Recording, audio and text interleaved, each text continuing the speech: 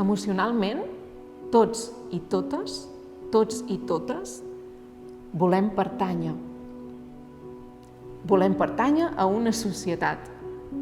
I per poder pertànyer a una societat és necessari que tothom estigui sensibilitzat i que tothom estigui obert a viure la diversitat com a un aprenentatge i no com a una barrera.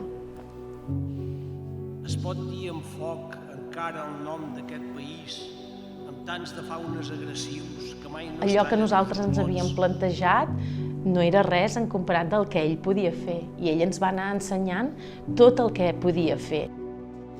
Si Miquel Martí Pol hagués sentit a l'Arnau recitar en veu alta, hauria estat una experiència molt bonica per ell.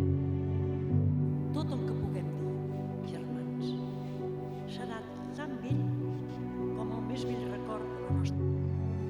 El repte de l'Arnau, amb la poesia, només és un: aconseguir que connecti amb la gent. No tindria cap sentit que l'Arnau fes això i que no aconseguíssim connectar amb la gent.